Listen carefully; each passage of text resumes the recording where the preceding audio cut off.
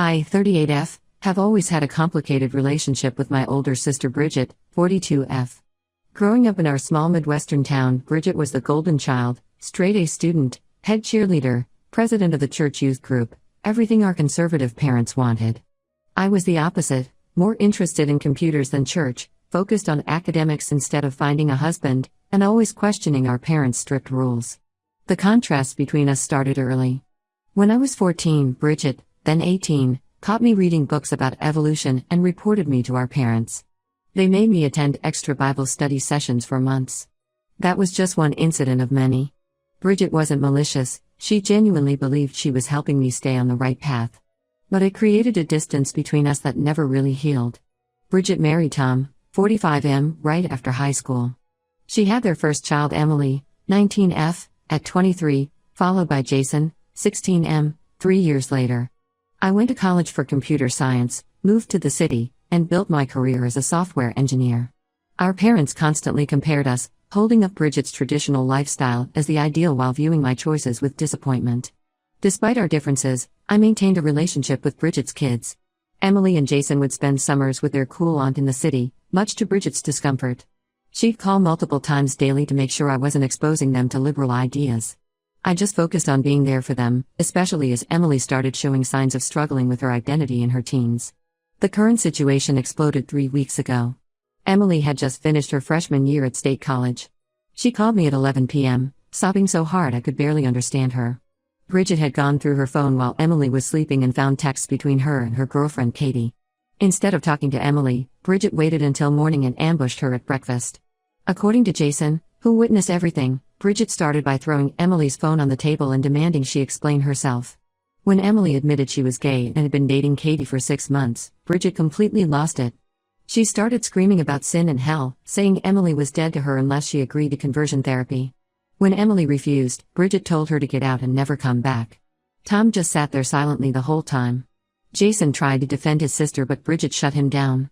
Emily packed a bag and fled to Katie's dorm, but the dorms were closing for summer break in 2 days. That's when she called me. I immediately drove 3 hours to the college, picked up Emily and Katie, and brought them both to my place. Katie's parents are supportive but live in another state, so I offered to let them stay with me until they figure out their next steps. Bridget has been blowing up my phone ever since. The real twist came yesterday. Bridget called crying about how Tom lost his job due to company downsizing. They've been living beyond their means trying to maintain their image of the perfect family, and now they're 3 months behind on their mortgage. Bridget asked me to lend them $20,000 to avoid foreclosure. I refused. I told her that money is going towards supporting the daughter she threw away. She started crying about how sisters should help each other and family comes first. I reminded her she didn't think family comes first when she kicked out her own child. Then I hung up. Tom messaged me saying they might lose the house. Jason would have to change schools. They could end up having to move in with our parents. He said I was being cruel punishing them when they're desperate. I blocked him too. Now Bridget is telling everyone who'll listen that I've always been jealous of her perfect life and I'm using this situation to get revenge. She claims I corrupted Emily during those summer visits. Our parents are backing her up, saying I'm tearing the family apart by encouraging Emily's lifestyle choice. Only our younger brother Mike, 35M, is on my side. He reminded me how Bridget outed his best friend to their parents in high school, destroying that friendship. Mike says Bridget hasn't changed, she just wraps her cruelty in religious righteousness. Emily is doing better but still processing the trauma. She alternates between anger and deep sadness. Katie has been amazing, patient, supportive, and clearly devoted to Emily. They're both taking summer classes at the local community college and working part-time jobs. I've told them they can stay as long as they need. Jason still lives with Bridget but secretly texts Emily daily. He's saving money from his weekend job, planning to move out the day he turns 18. Bridget has no idea she's about to lose both her children. I don't feel guilty about refusing to help Bridget financially. You don't get to throw away your child and then demand family loyalty. But the situation has divided our entire extended family. Most relatives have taken Bridget's side, saying I'm enabling sin. A few younger cousins support us but won't say so publicly. Emily feels horrible that she's ruining everyone's lives but I keep telling her this is all Bridget's choice. She chose hate over loving her daughter. Now she can deal with the consequences. Ida for standing my ground?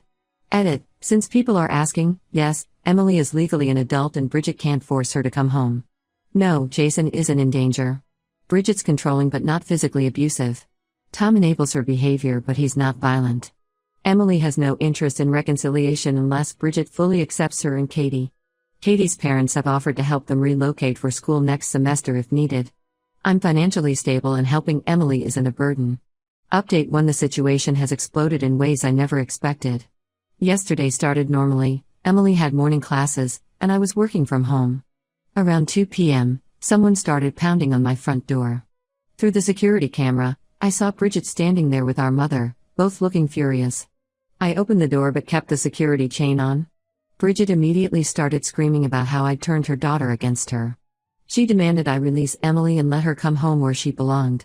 When I refused, she started making wild accusations about me brainwashing Emily and trying to destroy her family.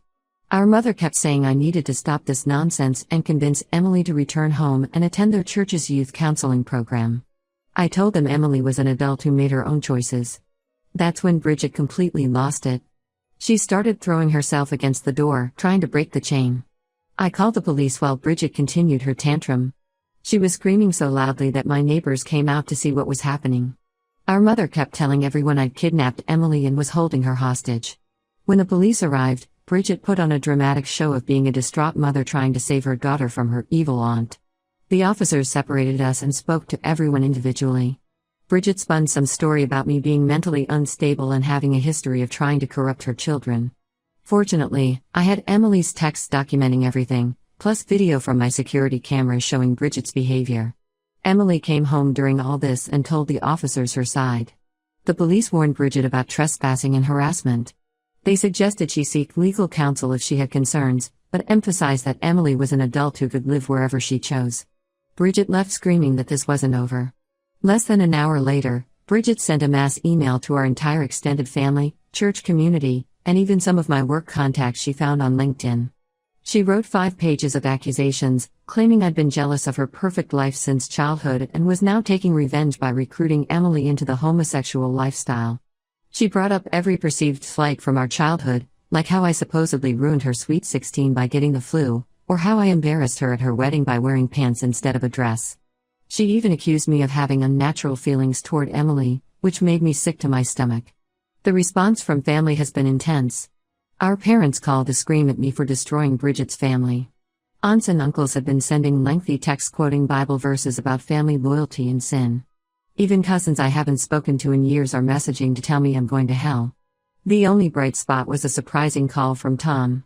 He reached out privately to apologize for Bridget's behavior in the email. He admitted he's been struggling with how Bridget handled everything. Apparently, she's become increasingly extreme in her religious views over the past year, even switching to a more fundamentalist church. Tom revealed he's been secretly depositing money into an account for Emily. He said he feels trapped because of their financial situation. They're worse off than I realized. The job loss came after months of struggling. They've been putting everything on credit cards to maintain appearances. Bridget refuses to downsize or cut expenses because she's convinced God will provide. Jason is caught in the middle but standing firm with his sister. When Bridget found his burner phone that he used to contact Emily, she completely overreacted. She took away all his electronics, pulled him from the soccer team, and is making him attend daily prayer sessions with her new pastor. Tom is worried about him but doesn't want to leave him alone with Bridget if he moves out. Despite all this chaos, Emily is doing remarkably well. She's excelling in her summer classes and her part-time job at the local bookstore just promoted her to shift supervisor. Katie has been her rock through everything. They're talking about getting an apartment together once Emily has enough saved up. The hardest part for Emily isn't Bridget's rejection, she's almost made peace with that. It's watching her mother's behavior affect Jason. He's only 16 and stuck in that house for 2 more years unless Tom finally stands up to Bridget. Emily feels guilty about not being there to protect him, even though none of this is her fault. I've started documenting everything, Bridget's emails, the police incident, her harassment of Jason, just in case things escalate further. My security system now has cameras covering all approaches to the house. I've also warned Emily's workplace about potential disruptions. The saddest part is realizing this isn't really about Emily being gay. Bridget's reaction is about losing control.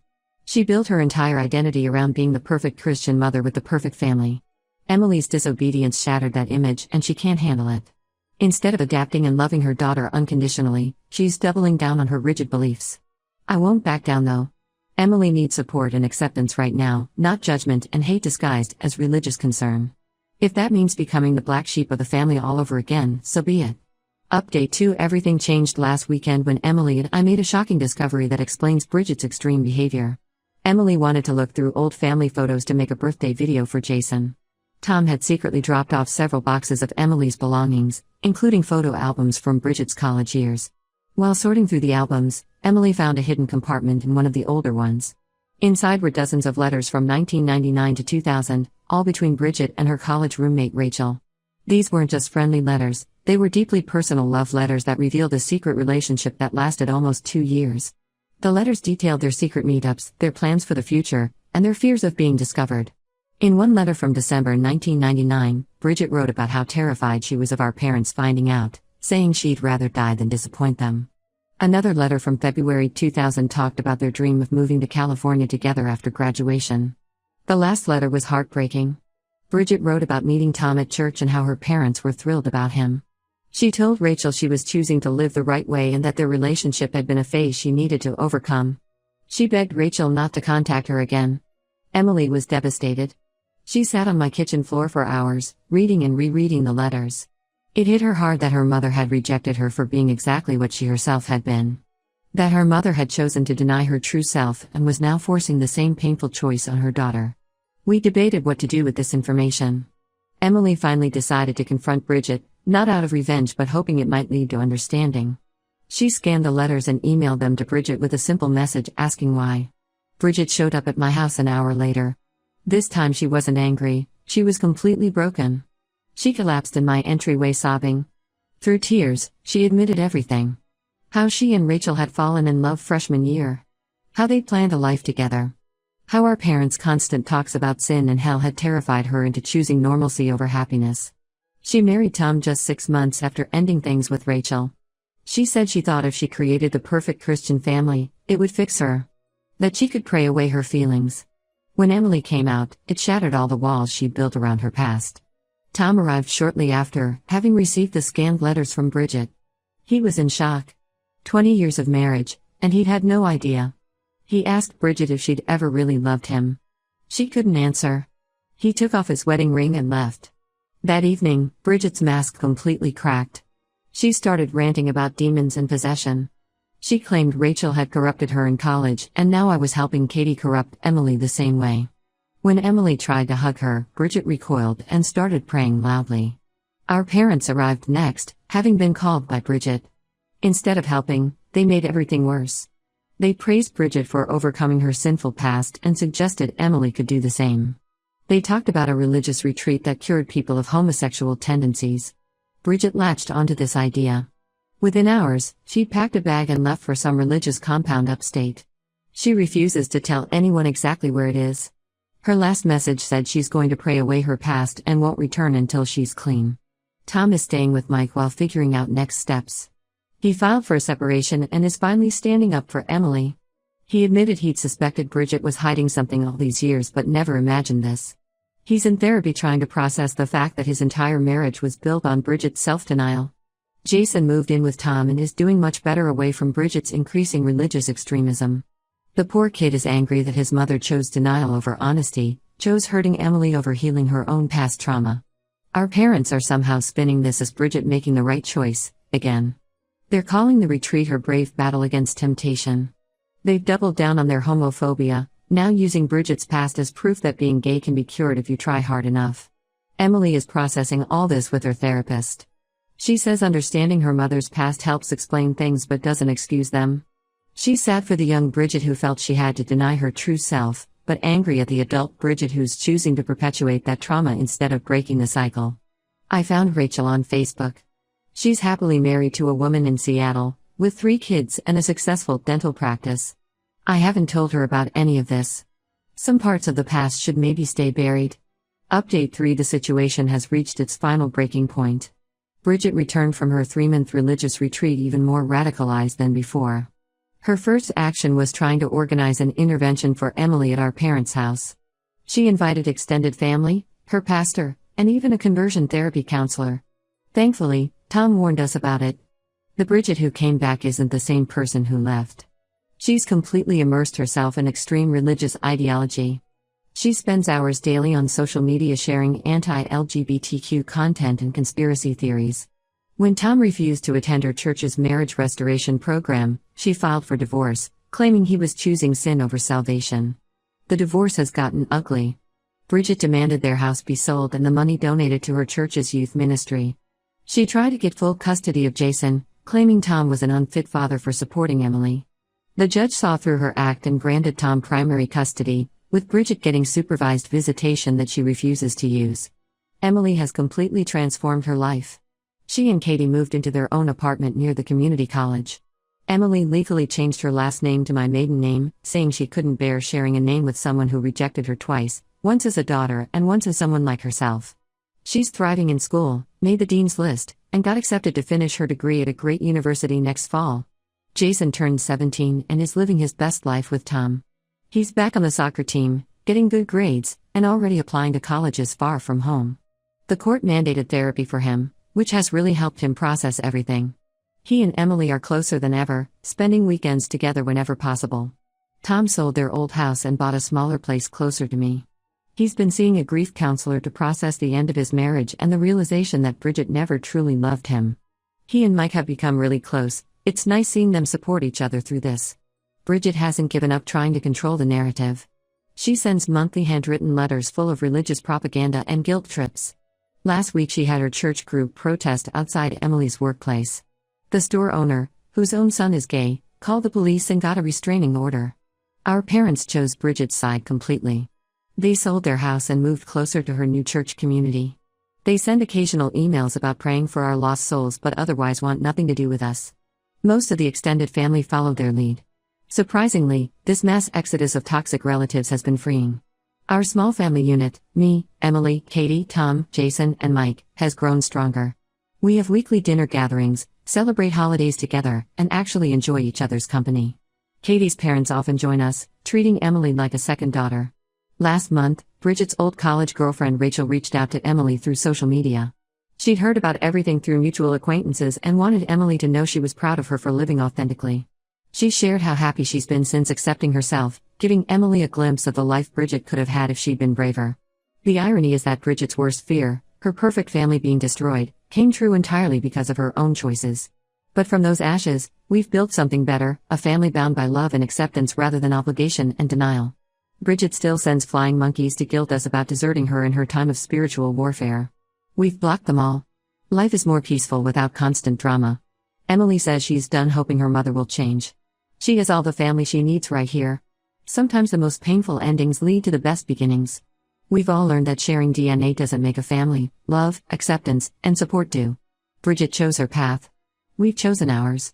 And we're all much happier for it.